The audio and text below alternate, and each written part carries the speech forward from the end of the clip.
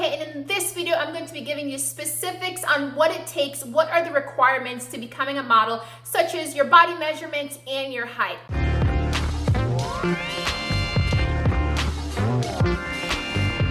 Hey there, it is your girl Kamla-Kay. I am a professional model and a modeling coach where I teach my private clients all about the modeling industry and how they can become signed to modeling agencies and also book freelance work for themselves. So if you're brand new to my channel or if you've been watching, be sure to subscribe if you think that you like this content.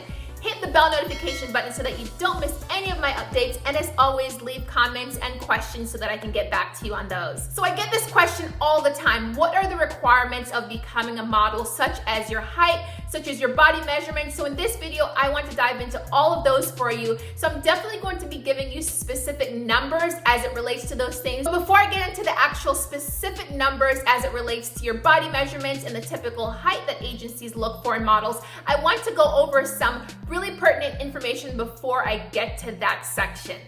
First and foremost, a lot of modeling agencies do have specific requirements they look for in models, hence why you're watching this video.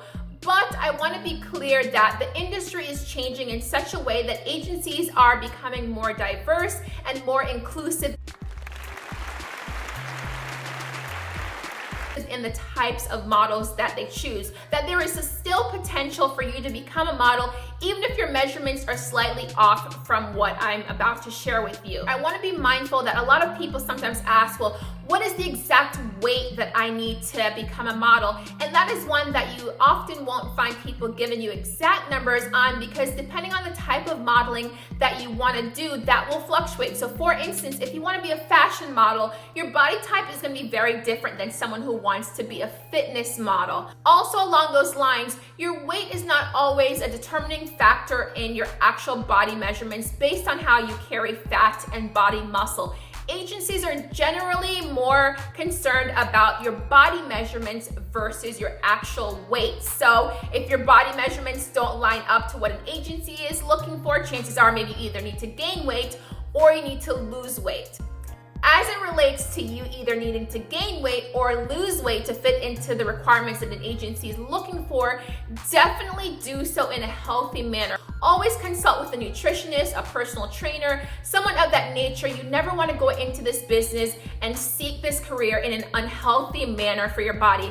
And I know that you probably hear all the time that models don't eat, that models starve themselves. And I know plenty of models who eat a lot. We are just mindful of the types of things that we consume and what we put into our body, which regardless if you want to be a model or not, that should just be something that people are concerned about anyways, right? Is taking care of our bodies. Okay, as promised, I'm going to give you exact numbers now on what it takes, what are the typical requirements that a modeling agency is looking for when they are going to sign a new model. I'm gonna link actually a video that I created for petite and shorter models. So if you are below the typical height that I'm gonna be mentioning, be sure to click that video. I'll link it here somewhere. You wanna become a fashion model is that agencies are usually looking for a model that is between 5'9" to 6 foot for a woman. Bust measurements, which bust across your bra area, for women is 32 inches to 36 inches. Waist measurements for fashion models would normally be 22 to 26 inches. Now for fashion models, the hip area, the widest part of the booty area, would be 33 to 36 inches. All right, catalog models. You know, sometimes you get those catalogs in the mail, you're flipping through and you're seeing all of the latest and greatest clothing that a brand is selling. Those are the catalog models. For catalog models, you want to be 5'8" to 5'11" in terms of your height. Your bust is normally 32 to 35 inches. Your waist is 22 to 26 inches, and your hips are also 33 to 35 inches. Before I continue with the other measurements of different types of modeling, comment below right now. Comment below if you think that you have the height and the body measurements of what an agency is typically looking for. And even if you don't think that you have the typical height, you never know. I'm gonna give you some more information that may be encouraging for our quote unquote shorter models. So comment below with what your height is, and if you wanna do your measurements, you're welcome to. Okay, so lingerie models have similar body types to catalog models, and in some ways, sometimes they have similar bodies to commercial models as well. The main thing with lingerie lingerie models is that you don't want to be too thin because people want to see a little bit more curves. They usually want to see more of a bust area. So a lot of times lingerie models have a B cup or a C cup. However, there's brands such as American Eagle, there are brands such as Hanes Her Way that are more flexible in having a smaller chest size. It really just depends on the brand, but generally speaking, B and C cups are usually the ideal for lingerie models, and the measurements are similar to the ones that I've already stated. Now, for my commercial models like myself, granted I've done some fashion things before, slick my hair back, give me a straight wig, and I don't look as commercial. I can switch it up for y'all. So commercial modeling is what is the least strict in terms of the body measurements and the height measurements. There's just a plethora, a range of types of jobs and opportunities within the commercial modeling market. The reason I'm not gonna give you specific numbers for commercial models is because, let's face it, as a commercial model, you can be 15, 16 years old, or you can be 70 years old. Sometimes, yes, if you're not super thin, or if you do have gray hair, for instance, or if you're a little bit more curvy, there are brands that are more receptive to working with you as a commercial model. However, let me just say this.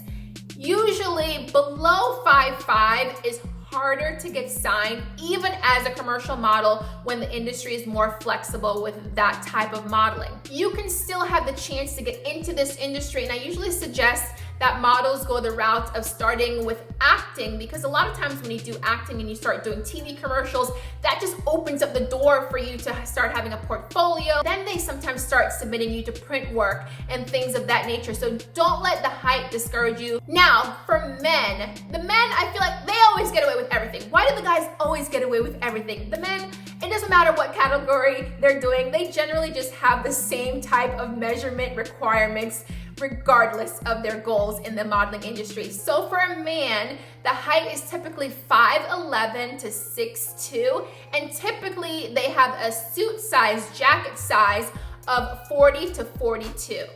All right, so those are the general requirements as it relates to becoming a fashion model, a catalog model, a lingerie model, and a commercial model within the industry. And if you do not fall exactly in these measurements, these height ranges, just know that there are thousands of agencies all over the world. And so if you submit to one agency and you are not offered a modeling contract with them, that does not mean that you don't have the chance of becoming a model. Don't get discouraged. Still submit to another modeling agency after doing your research to best determine what agency is good for you. So before I go, comment below if you think that you have what it takes to be a model.